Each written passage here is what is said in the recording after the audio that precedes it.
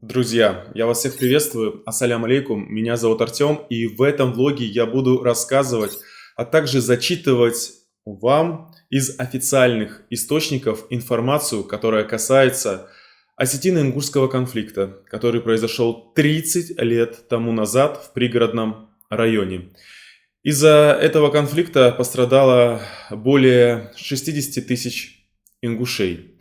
И эта боль до сих пор не утихла в сердцах ингушей. Если вам интересно, то прямо сейчас подписывайтесь на мой канал, ставьте лайк этому видео, тем самым вы поможете узнать другим людям про те ужасные события. Также нажимайте на колокольчик, чтобы не пропускать мои следующие видео. И пишите, возможно, вашу историю, ваше мнение и в целом ваш комментарий по ходу просмотра этого влога. Ну а сейчас никуда не уходите, обо всем и по порядку. Когда мы едины, вокруг царит гармония и завершенность. Но когда нас разделяют разногласия, рождается боль.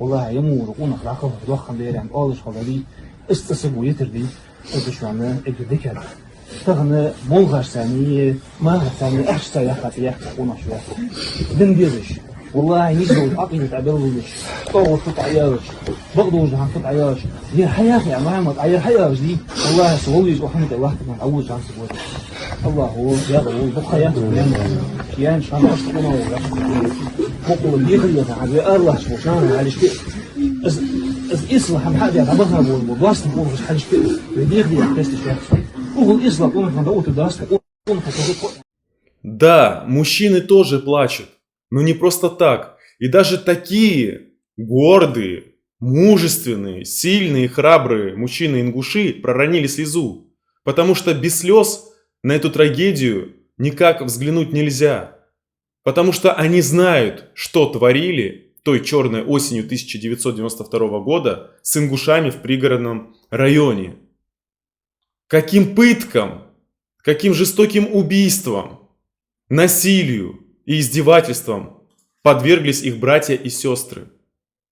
И как после этого вообще можно говорить о том, что ингуши подло первыми ночью напали на Северную Осетию? Это просто сказка и выдумка, и чья-то фантазия.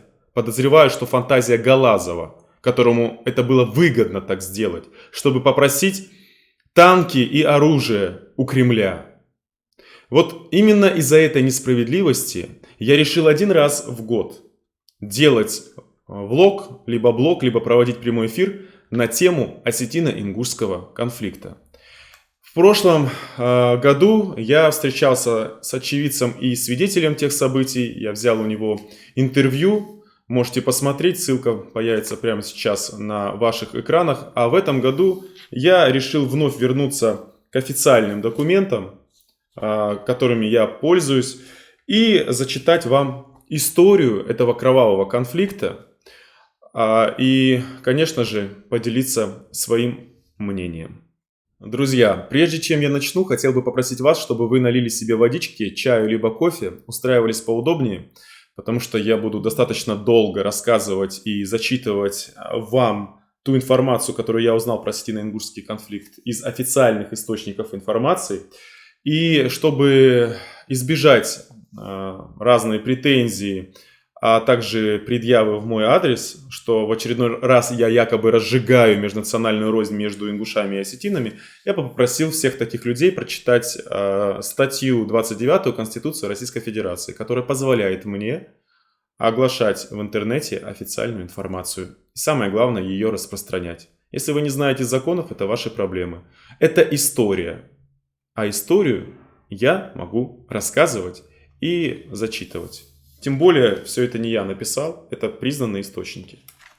Итак, хотел бы начать с исторических предпосылок, из-за чего произошел конфликт изначально. То есть, исток, это же самое главное, о нем я сейчас вам прочитаю и поделюсь своим мнением. Основной причиной такого кровавого развития событий в этом регионе является крайне непродуманная сталинская политика на Кавказе. Сначала, в 1921 году, в составе РСФСР была организована автономная Горская Советская Республика, в которую были включены земли, занимаемые ныне чеченцами, осетинами, ингушами, кабардинцами, балкарцами и карачаевцами, и живущими между ними казаками и иногородними. Для того, чтобы избежать исключительных претензий на власть со стороны какой-либо одной группы населения, административный центр Владикавказ и промышленный центр Грозный были выделены в самостоятельные административные единицы, а станицы с преобладающим русским населением получили прямое подчинение правительству республики. Но уже в 1921-1924 годах под давлением национальных элит это образование было разделено на автономные области, на такие как Кабардино-Балкарскую, Карачаево-Черкесскую, Чеченскую, Ингушскую, Северо-Осетинскую и автономный округ Сужинский с правами губернского исполкома. Таким образом, в 1924 году ингуши и осетины обрели раздельные автономии, а город Владикавказ был выделен в самостоятельную административную единицу РСФСР, и в нем были размещены административные центры обеих автономных областей и Сужинского округа. Объясняю, ранее город Владикавказ был домом, как говорится, как и для ингушей, так и для осетин. И во Владикавказе 50 на 50 находились как ингуши, так и осетины.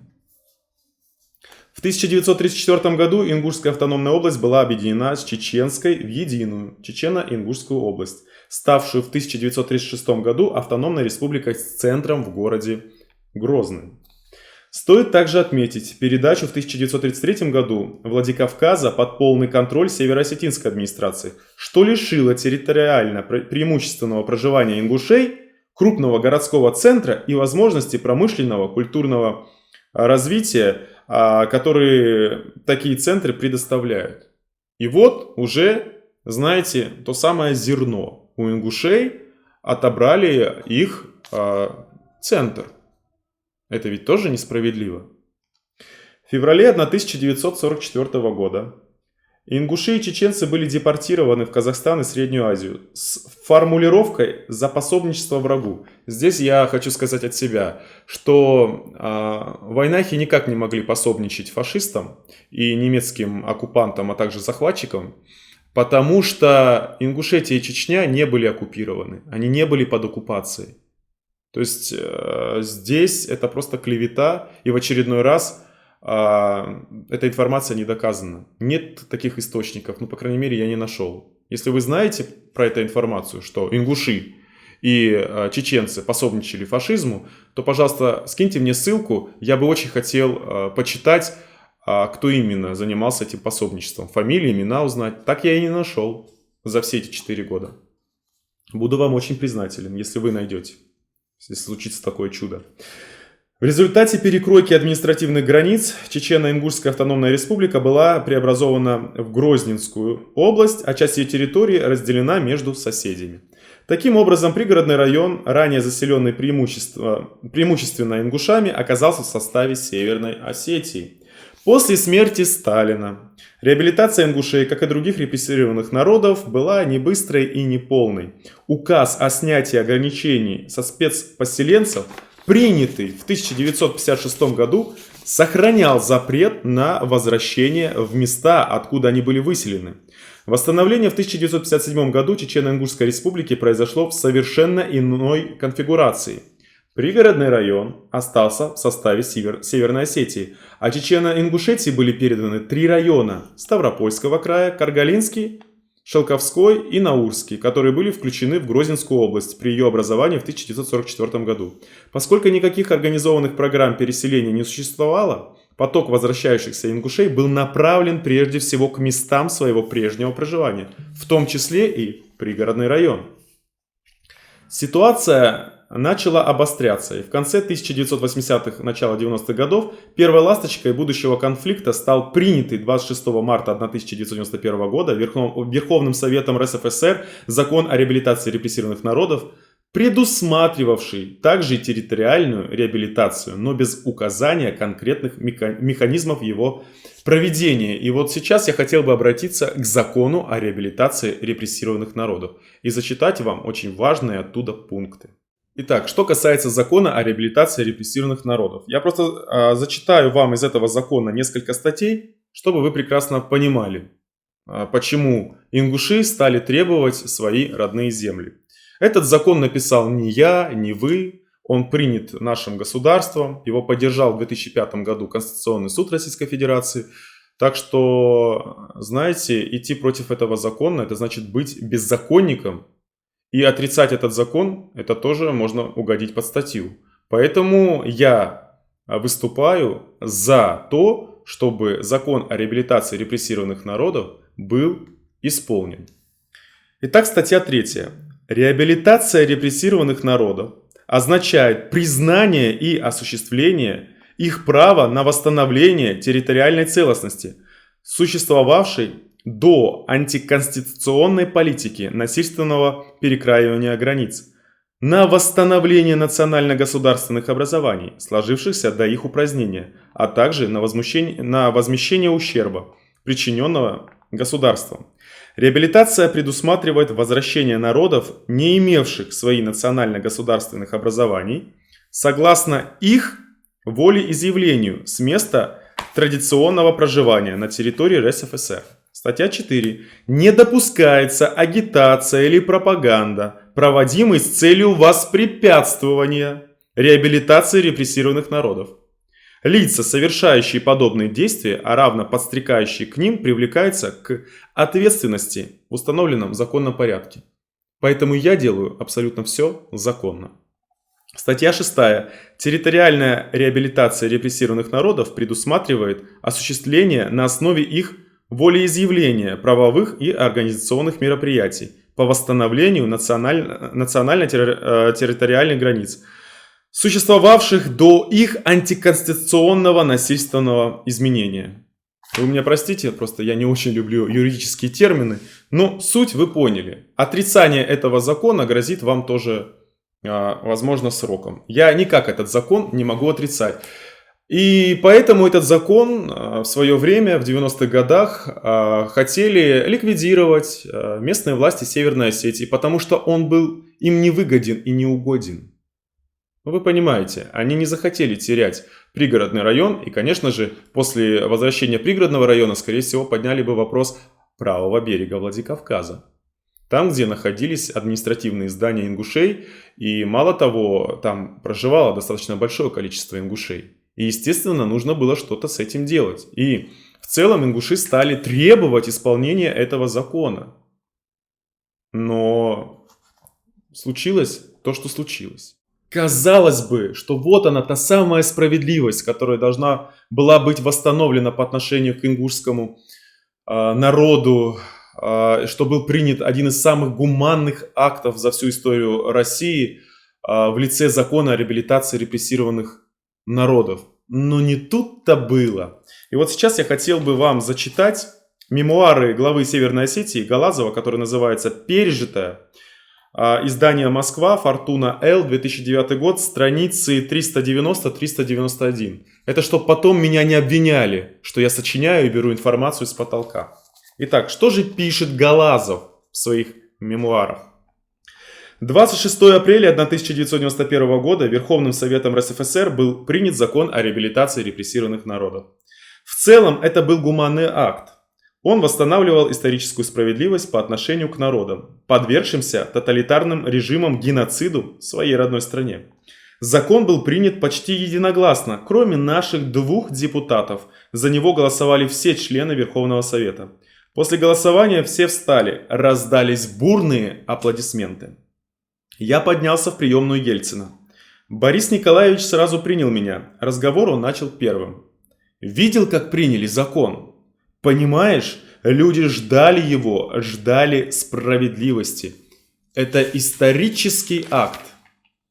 «Борис Николаевич», спокойно, жестко возразил я, «этот в кавычках исторический акт, попомните мое слово, принесет трагедию нашим народам, взорвет обстановку на Северном Кавказе, приведет к гражданской войне, крови. Борис Николаевич, все это будет не избежать». Так оно и произошло. Галазов стал готовить тот самый осетино-ингушский конфликт. чтобы сорвать исполнение закона о реабилитации репрессированных народов. Друзья мои, если вдруг вы не согласны с той информацией, которую я озвучиваю, либо вам есть что добавить, либо вы хотите меня поправить, то пишите, пожалуйста, в комментариях. Мы здесь собрались, чтобы узнать правду. И самое главное, в любом споре рождается истина. Здесь ничего личного. Я вас прошу только, в комментариях не нужно переходить на личности, на оскорбления, либо на какие-то угрозы. Это абсолютно бесполезно. Вы этим ничего не добьетесь. Давайте друг друга уважать. И в конце концов у каждого из нас есть свое мнение и своя позиция. И мы имеем на это право. Сейчас я хотел бы рассказать и зачитать вам хронологию всех тех кровавых событий, связанных с Осетино-Ингушским конфликтом, который произошел той кровавой черной осенью 1992 года для всех ингушей.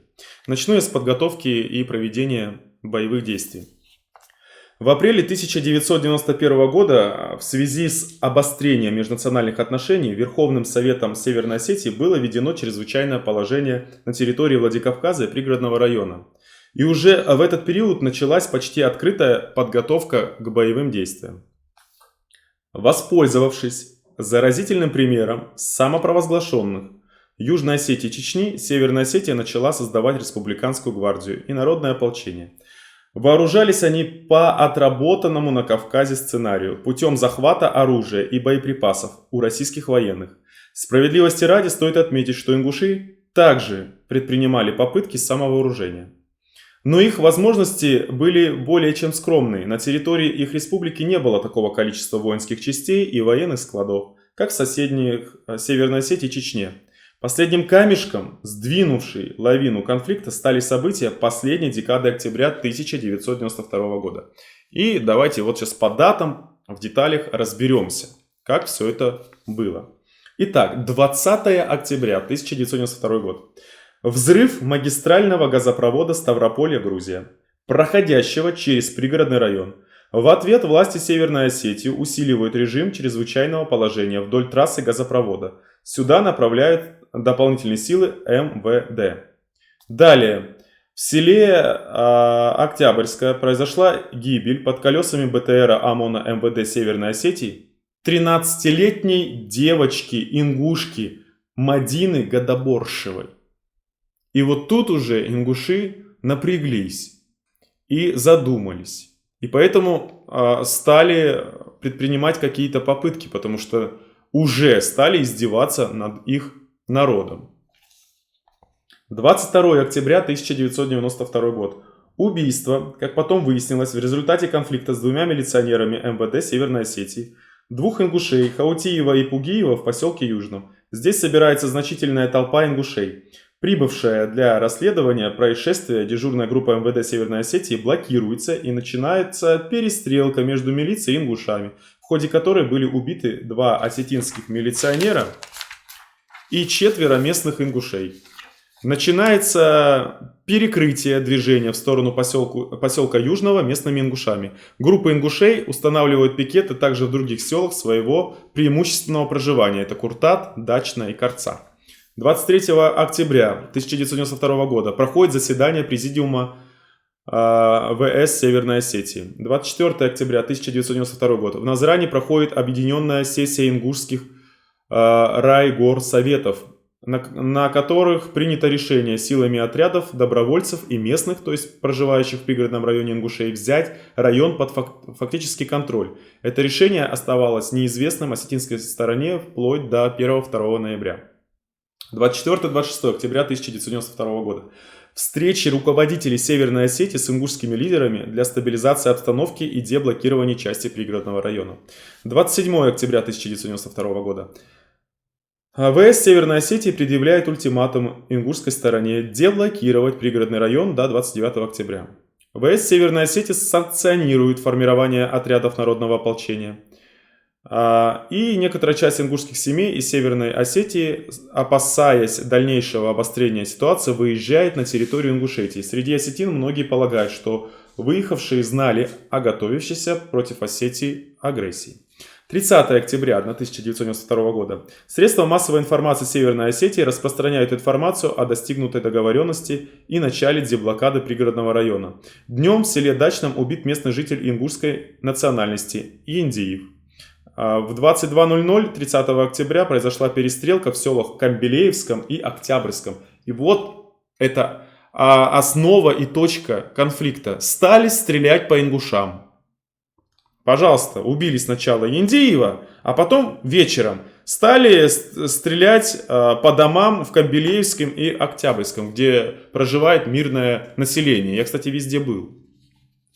31 октября, ровно 30 лет тому назад, в это время около 00 часов в результате обстрела патрульной машины в селе Октябрьском погиб милиционер Балатаев, осетин. В период с 2 до 4 утра вновь спорадические перестрелки в селах Камбелеевском и Октябрьском. Ингушская сторона утверждает, что осетины вели обстрел, в том числе из гранатометов и ингушских домовладений.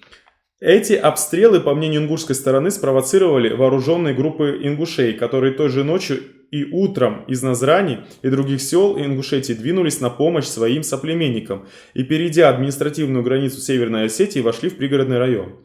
Около 6 утра группа ингушей, по разным оценкам, от 150 до 600 человек, захватывает пост осетинской милиции и внутренних войск МВД России на Черменском круге, близ границы Северной Осетии и Ингушетии. Около 7:30 утра 31 октября прибывшие на автотранспорте из Ингушетии и местные ингуши из села Чермен атакуют отделение милиции в селе Чермен, где начинаются погромы осетинских семей. В сложившейся ситуации депутаты районных советов Ингушетии принимают решение о создании отрядов самообороны, которые должны взять под защиту все населенные пункты пригородного района, где проживают соотечественники, вплоть до возвращения оспариваемой территории в состав их республики. Как показали дальнейшие действия, власти Северной Осетии готовились к подобному развитию событий. В населенные пункты пригородного района было заранее завезено оружие, которое пустили в ход в ночь на 31 октября, обстреляв из гранатометов и автоматического оружия ингушские кварталы сел Камбелеевка и Октябрьская. Ответом стало стихийное восстание противоположной стороны. Утром 31 октября ингуши разоружили пост российских внутренних войск у села Чермен, при этом солдаты были отпущены, захватили 6 БТРов и вступили в бой с осетинской милицией непосредственно на территории населенного пункта. Кстати, именно по такому сценарию разворачивались события и в остальных местах компактного проживания ингушей. Они старались взять под контроль свои села, но не принимали ни малейших попыток развернуть наступление на Владикавказ, как об этом заявляла осетинская сторона. Так вот, можно констатировать, что в боевых действиях против ингушского населения города Владикавказа и пригородного района участвовали следующее формирование. Дивизия Дон, 8000 человек против ингушей. 2 военных училища, 1500 человек. Гарнизон города Владикавказа, 10 тысяч человек. 2 полка ВДВ, Псковская дивизия, 8000 человек. Спецназ, 3000 человек. Бронетанковая бригада ИР из Южной Осетии 6 тысяч человек, Осетинская гвардия 3 тысячи человек, ОМОН МВД Северной Осетии 4,5 тысяч человек, ополчение Северной Осетии 20 тысяч человек и 2 казачьих полка 4 тысячи человек. И в итоге 68 тысяч человек участвовали против ингушей, которые были вооружены до зубов, были на танках и на БТР. И как-то это вообще уму непостижимо. Это действительно несправедливо и действительно нечестно.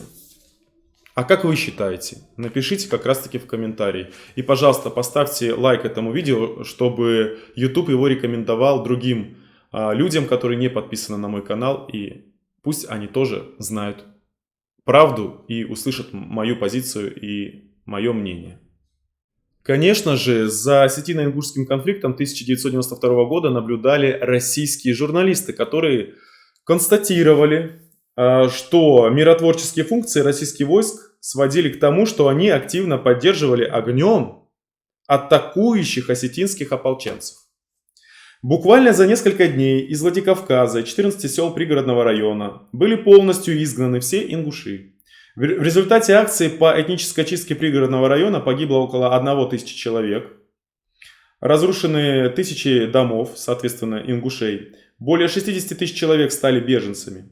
В то время, когда федеральные войска и осетинские формирования громили ингушские села, российский вице-премьер Георгий Хижа, назначенный главой Временной администрации района чрезвычайного положения и прибывший в Владикавказ в окружении генералов, публично заявлял о том, что Россия не оставит осетинский народ перед лицом ингушской агрессии. Уже 31 октября Хижа распорядился выделить осетинским формированиям 18 бронемашин, БМП-2, 642 автомата с боеприпасами, а также гранаты. На следующий день осетинская сторона получила 57 тяжелых танков Т-72.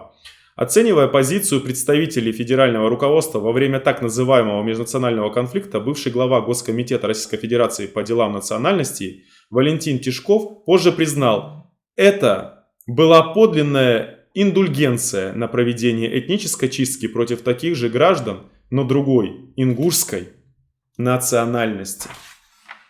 Вы считаете, это было честно по отношению к ингушам? Это был неравный бой. Если осетины решили устроить разборки ингушам, то нужно было не просить оружие и не прятаться за железную юбку России, а с ними, как говорится, разбираться один на один, чисто по-пацански, по-кавказски, как мужчин.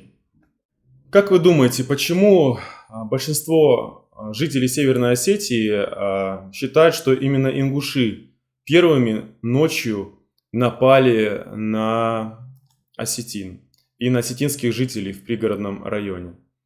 Откуда это все пошло? А все очень просто, из школьного учебника по истории. Вот я хочу вам зачитать, что в нем написано. Отечественная война в Осетии не завершилась перемирием на юге. Второй фронт открылся на востоке. Ночью 31 октября 1992 года ингушские отряды вторглись на землю Северной Осетии. Ингушетия начала войну, чтобы захватить часть пригородного района. 5 дней продолжались бои в пригородном районе, и на окраинах Владикавказа на защиту Осетии встали тысячи добровольцев. Люди разных национальностей вышли защищать свои дома и семьи, свою общую родину. Через перевал бросились на помощь закаленные в боях юго-осетинские отряды. Враг был разбит и отброшен на свою территорию. Страница 108. Рассказы по истории Северной Осетии. Учебник 5 классов. Р.С. Бзаров. Владикавказ. Ир. 1994 год. Кстати, Бзарова и его учебники обвинили в экстремизме. И действительно, Министерство образования России запретило этот учебник на территории Северной Осетии, чтобы по нему, в общем, учили детей. Потому что это наглая ложь. Хватит уже лгать, когда научитесь говорить правду. Вот для меня это большой-большой, правда, секрет. И непонятно, почему нужно переписывать и переворачивать исторические факты, когда и так мы все узнаем правду. Сегодня жизнь в пригородном районе, конечно, не такая жесткая, как это было осенью 1992 года, но очень похожа. К примеру, село Чермен, оно же Мочхюрт по-ингушски, либо Базоркино, разделено на две части. В одной части живут ингуши, на другой осетины. Дети учатся абсолютно в разных школах, хотя этот вопрос тоже сейчас решается, чтобы все-таки дети учились вместе. Я считаю, что детей во взрослые политические игры жестокие не нужно втягивать. Дети должны видеть только самое хорошее. И найти в будущем, если взрослые сейчас не могут, дипломатичным способом решить и разрулить всю эту ситуацию. Кстати, у ингушей есть вся правовая база. И закон в их руках, чтобы эту справедливость восстановить. Для этого просто нужно местной власти Республики Ингушетия во главе, конечно же, с главой Республики Ингушетия обратиться к Путину. Не Путин же должен обращаться, а местная власть должна обратиться к Путину, чтобы разрулить и решить этот вопрос. И поверьте мне кажется, он пойдет навстречу. Потому что, действительно, есть история, есть юридическая база правовая, и есть свидетели, очевидцы тех событий. Но рано или поздно эта справедливость должна восторжествовать. К примеру, я, рискуя своим здоровьем, и не побоюсь этого слова, жизнью, в 2019 году в пригородном районе, в том самом Чермене, Базоркино, Мочхюрт, решил сделать флешмоб в поддержку закону о реабилитации репрессированных народов.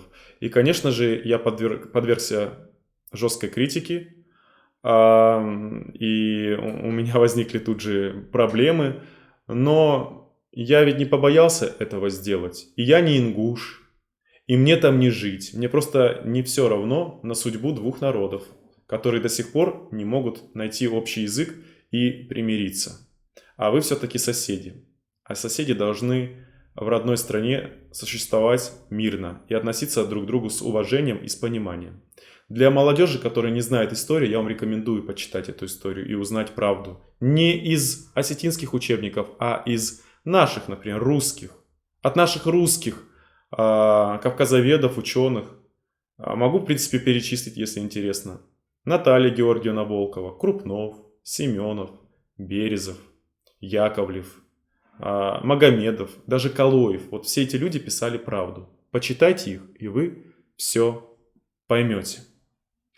30 лет прошло с тех ужасных и кровавых событий, которые до сих пор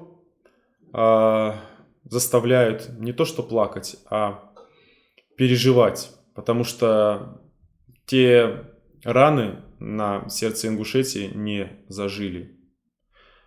Потому что все помнят ту тропу жизни, которая спасла в горах Республики Ингушетия многих ингушей. И никто не забудет про события 1992 года. До тех пор, пока не будут найдены все те преступники и боевики, которые издевались над детьми, стариками, держали их в плену, насиловали, убивали, отрезали головы, зашивали их в животы. Это все правда. Если бы это не было бы правдой, то, поверьте мне, на том кладбище, где я был, не были бы эти надгробные плиты с этими надписями. Здесь похоронены, либо похоронено неизвестный ребенок, потому что не было головы, потому что у него было настолько, либо у нее изуродовано тело, что родственники не смогли опознать, да, человека своего.